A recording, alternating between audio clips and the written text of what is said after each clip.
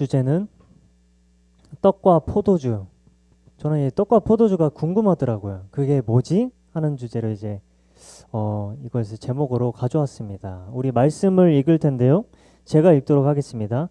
아브라함이 그돌라오멜과 그와 함께한 왕을 쳐부수고 돌아올 때 소돔 왕이 사회 골짜기 곧 왕의 골짜기로 나와 그를 영접하였고 살렘 왕 멜기세덱이 떡과 포도주를 가지고 나왔으니 그는 지극히 높으신 하나님의 제사장이었더라.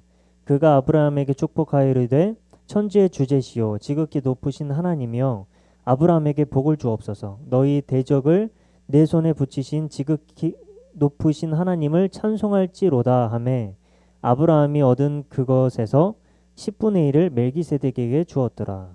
아멘. 이 말씀에서 그냥 간단하게 요약하면 아브라함이 군사를 이끌고 318명을 이끌고 이제 많은 왕들을 쳐부숩니다. 거의 318명을 갖고 그 왕들이 있거든요. 국가들 연합군을 상대로 그냥 다 쳐부셨어요. 쳐부시고 이제 나오니까 그 소돔 왕 저기 포로로 있던 소돔 왕이 갑자기 해방이 돼 버린 거야. 왜냐하면 아브라함이 왕국을 다 싹 쓸어 버렸어요. 그래서 소돔 왕이 와, 이 사람 뭐지? 이 국가도 아니고 뭐 큰 사람도 아닌데 그냥 한 족장이 나라들을 다 쓸어버린 거야. 우리 그 전주 사람이 미국, 러시아, 중국 다 그냥 싹 쓸어버린 거예요. 그래서 소돔 왕이 놀라갖고 아브라함을 만나러 왔습니다. 또 살렘 왕 그 멜기세덱이라는 사람이 있었는데 그 사람이 떡과 포도주를 가지고 나왔습니다. 그리고 축복하는 장면이죠. 그래서 이 떡과 포도주 한 번만 클릭해 주세요. 예, 떡과 포도주 그게 뭔지 좀 오늘 나누도록 하겠습니다. 우리 여기 보시면 우리가 가끔 교회에서 하는 이 성찬식 떡 한 조각과 이제 포도주, 우리는 포도 주스 마시죠. 이제 한 잔 이런 나누는 이 시간, 이것이 왜 이렇게 중요할까요? 왜 이렇게 중요할까요? 떡은 무엇인가? 그래서 오늘 떡을 살펴볼 건데 거기 성경에서 나온 것은 이 떡은 누룩이 없는 순수한 떡입니다. 이제 앞서 살펴볼 건데 누룩 없는 이 떡. 근데 질문이 들 수가 있어요. 질문이 들 수가 있습니다. 선생님 이거는 빵이지 왜 떡이에요? 이런 고민이 들 수 있어요. 저도 고민이 들었거든요. 근데 성경에서 말씀하는 이 떡은 빵뿐만 아니라 음식과 먹을 것, 양식 다 포함한 넓은 의미입니다. 그래서 이스라엘 백성들이 이 누룩 없는 순수한 떡 이렇게 말했을 때 사실 빵에 가깝다 이렇게 생각하고 들어주시면 되겠습니다. 근데 사진을 보니까 누룩이 겁나게 들어간 이 빵입니다. 너무 맛있어 보여요. 너무나 맛있어 보입니다. 그런데 이 떡이야말로 누룩이 없는 순수한 떡입니다. 이스라엘 백성들이 이집트에서 탈출할 때 급하게 제조를 해가지고 이 떡을 만들어 먹었습니다. 이 성경에서 누룩이 없다. 이것은 죄가 없음을 의미합니다. 그래서 성찬식 때 이 누룩이 없는 떡을 찢어서 먹습니다. 이것을 마치 흠이 없고 죄가 없으신 예수님을 떠올리기도 합니다. 예수님께서 말씀하시길 그들이 먹을 때 예수께서 떡을 가지사 축복하여 떼어서 제자들에게 주심에 받아서 먹으라. 이것은 내 몸이다. 이렇게 말씀하시고 또 어떤 구절에서는 이렇게 말합니다. 나는 하늘에서 내려온 떡이니 사람으로 하여금 먹고 죽지 아니하게 하는 것이라. 나는 하늘에서 내려온 살아있는 떡이다. 이 떡을 먹으면 네가 영생할 것이다. 이렇게 말해주고 있습니다. 또 어떤 성경 구절은 이렇게 말합니다. 사람이 떡으로만 사는 것이 아니요 하나님의 입으로 나오는 모든 말씀으로 살 것이라. 이렇게 얘기하셨습니다. 우리가요 세상에 많은 것들을 다 먹어봐라. 예수님께서 이렇게 말씀하실 거예요. 세상의 모든 것들을 다 먹어봐라. 그것이 너희를 절대 채워주지 않을 것이다. 그런데 하늘에서 내려온 떡, 이 떡을 먹으면 네가 영원히 살 것이다. 이 떡을 먹으면 네가 구원을 받고 나와 한 몸이 될 것이다. 나와 함께하면 네가 영원히 쉼을 얻고 자유함을 얻고 영원한 생명을 얻을 것이다. 이렇게 기억하길 원하셨습니다. 그리고 포도주가 있어요. 포도주. 주님이 말씀하셨어요. 떡을 떼고 또 말씀이 이렇게 나와 있어요. 또 잔을 가지사 감사기도 하시고 그들에게 주며 이르시되 너희가 다 이것을 마시라. 이것은 뭐냐? 죄사함을 얻게 하려고 많은 사람들 위하여 내 흘리는 나의 피, 곧 언약의 피다. 여러분, 예수님께서 오시기 전에 구약시대 때 우리가 하나님 만나기 위해서 나 대신 짐승이 잔인하게 죽어야 됐습니다. 그리고 나의 모든 죄를 짐승에게 뒤집어 씌우고 잔인하게 각을 뜨고 피를 흘려야 우리의 죄가 용서가 됐습니다. 우리가 죄의 용서가 됐어요. 여기 사진을 보시면 제가 사진을 찾다가 이 피 흘리는 거 보면 살짝 좀 이제 좀 안 되잖아요. 좀 잔인하잖아요. 그래도 덜 잔인한 가죽 벗기는 거 제가 가져왔어요. 덜 잔인해요. 근데 요거보다 더 잔인한 게 있어요. 막 피가 철철 흐르고. 목사님 계시죠? 여기 보시면 잔인하게 각을 뜹니다. 잔인하게 각을 떠요. 성경에서 뭐라고 말하냐면 피 흘림이 없이는 죄사함이 없다 이렇게 써 있습니다. 레위기에서의 육체의 생명은 피에 있음이라. 이 생명이 피에 있으므로 너의 그 죄가 속하게 되느니라 이렇게 말합니다. 그래서 성경은 피 흘림이 있어야 곧 생명의 대가를 통해서 이 죄사함이 이루어진다 이렇게 말하고 있어요. 그래서 우리가 죄사함을 받기 위해서는 이 피라는 것이 반드시 흘려져야 됩니다. 그것이 있어야 죄가 사해지죠. 그래서 옛날에 이 애굽 탈출할 때 이 마지막 재앙에 보면 이 피를 바릅니다.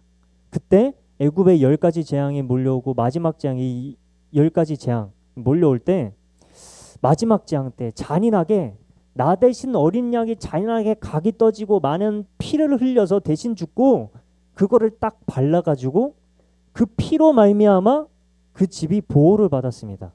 유월절 이 뜻이 잉글리시 유월절 뜻이 패스오버라는 뜻인데 지나가다 넘어가다 이런 뜻입니다.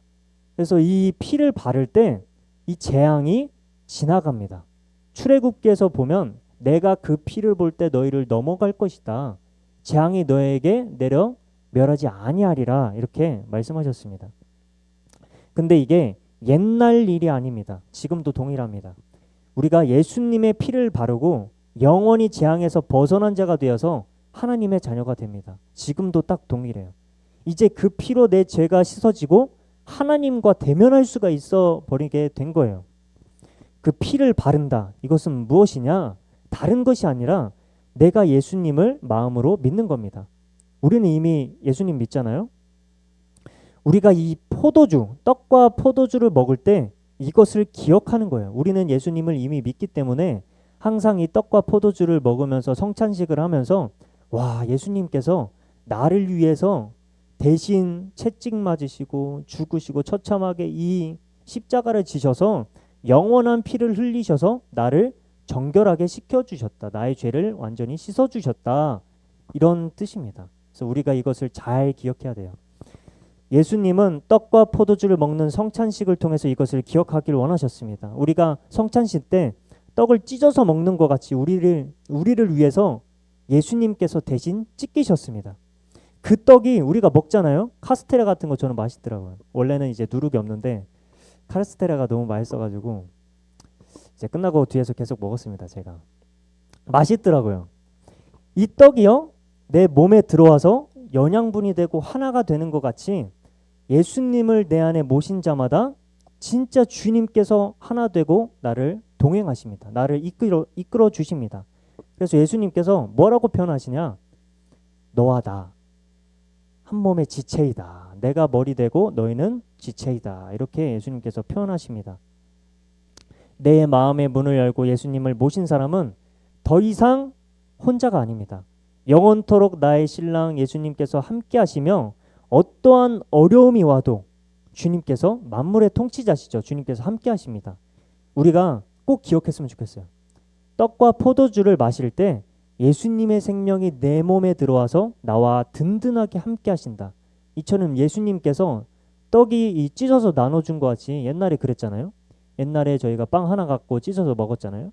그런 것 같이 우리를 위해서 찢기시고 고통당하셔서 십자가에서 대신 물과 피를 쏟으셨습니다.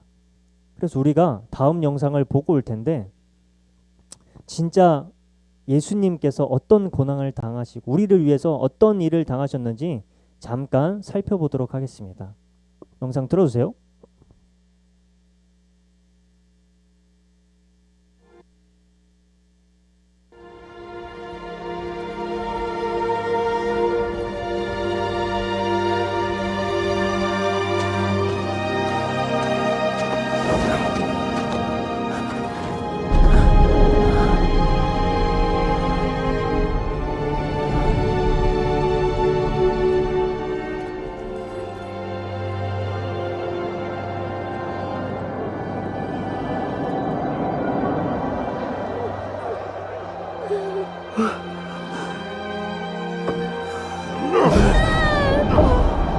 Wait!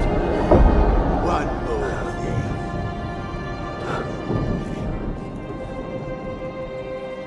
Jesus of Nazareth, King of the Jews!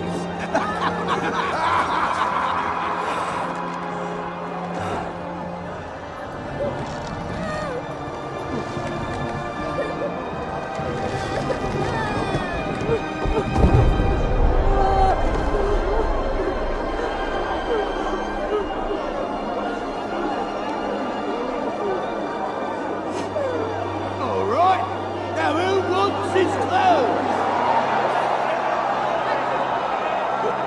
Very well, we'll cast lots for him.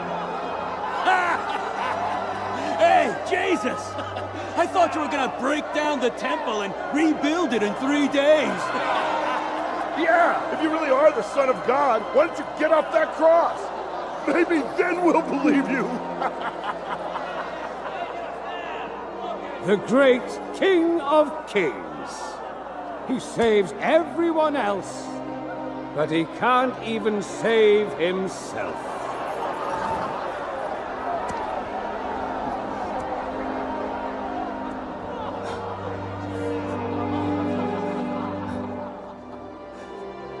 Father,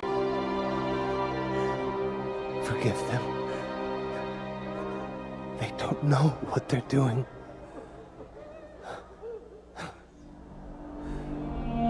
Jesus, remember me when you come into your kingdom. Truly, I say to you, today you will be with me in paradise. Eloi! Eloi! Lama sabachthani.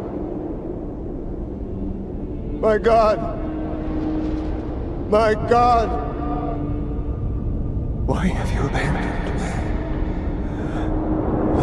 Look at him! Jesus is calling Eloise. Let's see if Eloise comes to save him.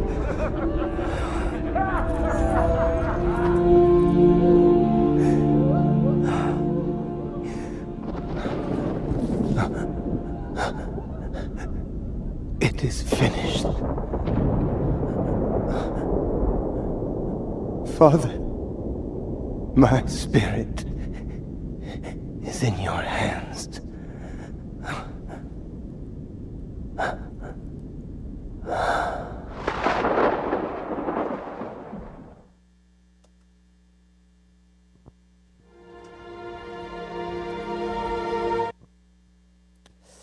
이 예수님이 실제로 로마 시대 때 오셔서 나라는 한 사람을 위해서 십자가를 지십니다. 2000년 전에 예수님께서 하나님의 자녀를 백성들을 구하러 왔는데 오히려 그 백성들이 못 박아버리죠. 부모님이 자기 자녀 구하러 왔는데 십자가에 걸어놓고 부모님을 못 박아버립니다. 자녀들이. 근데 예수님이 참 희한합니다. 세상에서는 절대 이해하지 못하는 말을 합니다. 자신을 죽이는 원수 같은 그런 사람들을 위해서 이렇게 기도합니다. 아버지, 저들이 자기가 무엇을 하는지 알지 못합니다. 아버지, 저들을 용서하여 주옵소서. 우리가 어둠 같았던 내 인생에 내가 미래를 걱정해야 되고 내가 모든 것을 다 짊어지고 끌고 가는 인생을 살아야 되는데 예수님께서 무엇을 하시냐? 딱 그 서바이벌 인생 가운데 손을 내밀어 주십니다. 그래서 지금 여러분에게 말씀하고 계세요. 수고하고 무거운 짐진 자들아 다 내게 오라. 내가 너희를 쉬게 하리라. 나의 사랑하는 자야, 인생의 참된 쉼을 경험하라. 너의 무거운 짐을 다 버리고 이제는 내가 가장 좋은 길로 이끌어 가겠다. 내가 주는 참 평안을 먼저 경험하라. 이렇게 말씀하십니다. 그래서 오늘 아브라함 얘기가 나왔죠. 사면초가의 상황들을 여러분은 겪어보셨습니까? 당시 조카 롯이, 아브라함의 조카 롯이 소돔이라는 국가에 살고 있었어요. 근데 아까 소돔의 왕이 나왔다 그랬죠. 이 소돔에 전쟁이 나버리니까 자신의 조카 롯이 붙잡혀 갑니다. 당시 그때 아브라함은 너무나 살짝 상황이 쫄렸겠죠. 사면초가의 상황에 놓여졌어요. 어떻게 국가 상대로 이길 수가 없잖아요. 그렇죠? 근데 아브라함이 당시 왕도 아니고 정식 국가 군대도 가진 사람이 아니었습니다. 그냥 가나안에 거주하던 나그네 같은 족장이었어요. 근데 이 롯을 구하기 위해서 318명을 데리고 목숨 걸고 전쟁터로 향합니다. 그때 고백했을 거예요. 주님, 내 앞에 절대 풀리지 않는 것 같고 절대 불가능한 일이 있어도 나를 구원하신 하나님께서 내 삶을 이끌어 버리십니다. 이끌 것입니다. 딱 이렇게 고백했던 것이. 아브라함이 이 비밀을 알았던 거예요. 이 떡과 포도주.